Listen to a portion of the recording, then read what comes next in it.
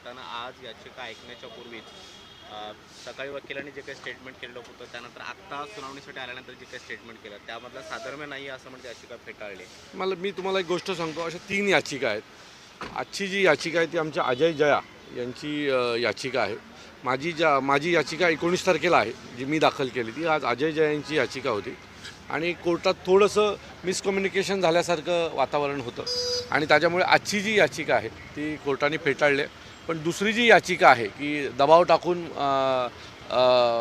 अर्ज मागे घेतले गेले, उमेदवारांना पैसे, ती याचिका 19 तारखेला आमची आहे. तिसरी याचिका 27 तारखेला आहे. सो आजची जी आमची याचिका होती नोटासंदर्भात होती. नोटाचं जे बटन आहे त्याचं इम्पॉर्टन्स या विषयावरती याचिका होती आणि त्याच्या बाबतीतली याचिका ही जज साहेब आणि वकील आमचे यांच्यातल्या मिसकम्युनिकेशनमुळे फेटाळली गेली. परंतु जी मूळ याचिका जी माझी आहे ती 19 तारखेला आहे आणि आम्हाला इलेक्शन नंतरही न्याय मिळण्याची अपेक्षा आहे. मागच्या 10-12 दिवसापासून आपण पाहतो की जेव्हापासून उमेदवारी अर्ज भरले गेलेले आहेत, माघार घेतले गेलेले आहेत आणि जो बिनविरोध झालेले आहेत, त्या संदर्भातल्या अनेक याचिका हायकोर्टामध्ये दाखल आहेत. मात्र कुठल्याच याचिकेचा ठोस निष्कर्ष काय ना, आम्ही भांडतोय, आम्ही कोर्टासमोर जातोय. शेवटी जर आम्हाला न्याय मिळवायचा असेल तर आम्हाला कोर्टासमोरच जावं लागतं आणि कोर्ट जर निवडणूक 15 तारखेला आहे म्हणून जर आम्हाला एंटरटेन करणार नसेल तर आम्ही न्याय कोणाकडे मागायचं ना. आता त्यांनी कोर्टाने मला माझ्या याचिकेत सांगितलेलं की 19 तारखेला आपण या संदर्भात बोलू.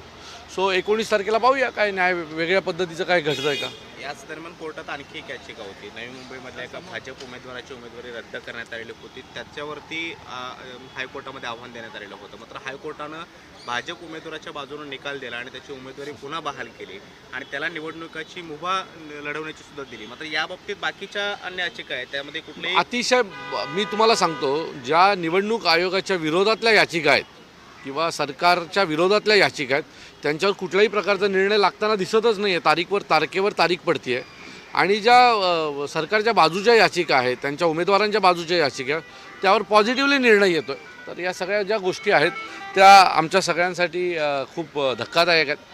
पाहूया न्यायदेवता 19 तारखेला जी माझी याचिका आहे त्यात काय न्याय देतं. कायदेशीर या लढाईला थोडासा डिले होतोय. उद्या प्रत्यक्षात मतदान आहे. कुठलीही चांगली गोष्ट घडायला वेळ लागतो असं आमचं नेहमी मत आहे आणि ठीक आहे, हरकत नाही, उद्याची निवडणूक होते. पण ही काय लढाई संपणार नाही ना, कारण ही कायमस्वरूपी लढाई आहे. जोपर्यंत ही सिस्टीम बदलत नाही तोपर्यंत जे सत्तेत आहेत ते याचा गैरवापर करत राहणार. सो या सिस्टीमच्या विरोधात लढण्याचं काम आम्ही ह्याच्यापुढे देखील करू. 19 तारखेला एक याचिका आहे, 27 तारखेला एक याचिका आहे. माझी याचिका 19 तारखेला आहे. अजय जयांची आमची याचिका होती. अपेक्षित आहे की पुढच्या याचिकेत तरी सकारात्मक कोर्ट आमच्याकडे पाहिजे. काल प्रचाराच्या तोफा थंडावल्या. आजचा एक दिवस आहे, उद्या प्रत्यक्षात मतदान होईल, परवा मतमोजणी होईल. काय विश्वास आहे, प्रचार कसा झाला? बघा, ठाकरे ब्रँडचा प्रचार हा उत्तम झाला महाराष्ट्रामध्ये. लोकांनी भरपूर प्रेम दिलं. ही सगळी लोकं जी प्रेम देत आहेत, आम्हाला पाठिंबा देत आहेत, ही सगळी लोकं मतदानाच्या दिवशी महाराष्ट्र नवनिर्माण सेनेसोबत उभे राहतील अशी अपेक्षा आहे.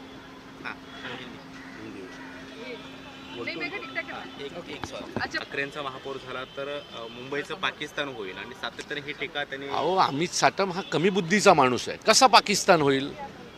मग तुम्ही केंद्रात बसलेले मोदी काय करणार, अमित शहा काय करणार? मुंबईचा पाकिस्तान होताना तुम्हाला अमित शहावर भरोसा नाही आहे का? मोदींवर भरोसा नाही का? काहीतरी इलेक्शन कुठेतरी घेऊन जायचं. अहो, वॉटर मीटरचं इलेक्शन आहे, तुम्ही पाकिस्तानात कुठे घेऊन जाताय वॉटर मीटरच्या इलेक्शनला?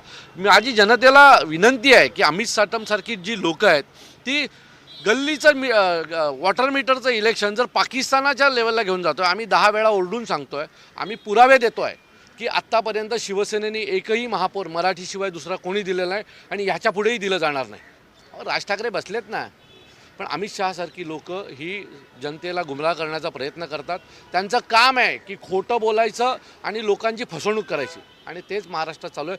मुंबईमध्ये मराठी माणूस संपवावा यासाठी अमित साटम आणि भारतीय जनता पक्षाचा हा प्रयत्न आहे.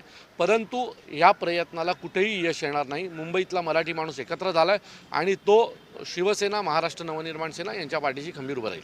भाजपच्या नेत्यांनी सातत्याने ठाकरेंवरती मागच्या काळामध्ये टीका केलेली आहे. सगळ्या प्रचारादरम्यान ठाकरेंवरती सगळ्या टीका. अहो, ठाकरेंवर यांचं महाराष्ट्रात घर चालतं. ठाकरेंवर बोललं नाही तर यांची दुकानं बंद होतील. त्यामुळे ठाकरेंवर बोलल्याशिवाय प्रसिद्धी मिळत नाही ही भारतीय जनता पक्षाच्या सर्व नेत्यांना माहिती आहे. ठाकरेंच्या घराच्या पायऱ्या झिजवल्याशिवाय प्रसिद्धी मिळत नाही हे सगळ्यांना माहिती आहे. म्हणून ठाकरेंशिवाय यांना झोप लागत नाही.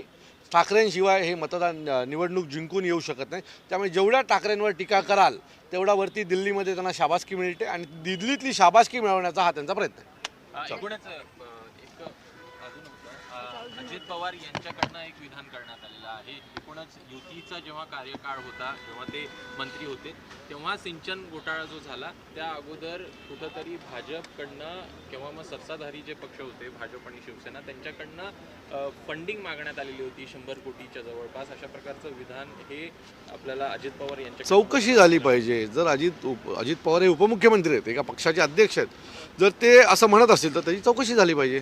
पण अशा प्रकारे एवढ्या दिवसानंतर निवडणुका आहेत. काय ना निवडणूक, मी म्हटलं ना निवडणूक, आता बघा ना मुंबईचा पाकिस्तान होईल. अमित शहा काय गोट्या खेळणार आहेत का दिल्लीत बसून? त्यांना त्यांच्या नेत्यावर विश्वास नाही आहे का? गृह खातं कोणाकडे आहे? त्यांच्याकडे आहे ना. म्हणजे याचा अर्थ अमित शहावर अमित साटमचा विश्वास नाही आहे. त्यामुळे जाऊ द्या हो, या सगळ्या इलेक्शनच्या गोष्टी आहेत. ते नेते आहेत अजित पवार आणि देवेंद्र फडणवीस तिथले नेते आहेत. मात्र भाजप आणि राष्ट्रवादीमध्ये जे काही रस्तिकेज आणि कुरघोड्या पुण्यामध्ये पाहायला मिळाल्या. काल तर अजित पवारांचा कॅम्पेनिंग करणाऱ्या डिझाईन बॉक्स कंपनीवरती रेड टाकली, गुन्हा दाखल करणार. अजून बघा पुढे पुढे काय होते. पुढच्या 3 वर्ष काही इलेक्शन्स नाही आहेत. त्यामुळे अजितदादा आणि एकनाथ शिंदे यांची परिस्थिती या सरकारमध्ये अतिशय वाईट होणार आहे. यांचे अनेक नेते जर या पुढच्या 3 वर्षात जेलमध्ये भेटायला गेले तर काही वेगळं मानायचं नाही. बरेचसे जण जेलला पण जातील पुढच्या 3 वर्षात. कुरघोड्या बाद पुण्यातली आणि पिंपरी चिंचवडमधील निवडणूक हे राष्ट्रवादीने भाजप फक्त सेंट्रिक केली. असं नाही आहे, असं काही नाही. तुम्ही लोकांना मूर्ख समजता का? तुम्हीच सांगताय ना की युतीमध्ये भ्रष्टाचार झाला, युतीमध्ये 100 कोटी मागितले गेले, युतीचा एखादा टेक्निशियन आदल्या दिवशी रात्री उचलला जातो. ह्या सगळ्या ज्या गोष्टी आहेत ना त्या लोकांना कळतात. लोक मूर्ख नाही आहेत हे समजतात. पण तसं नाही आहे. पुणेकर हे प्रचंड हुशार आहेत आणि पुणेकर यांना यावेळेला यांची जागा दाखवतील. चलो.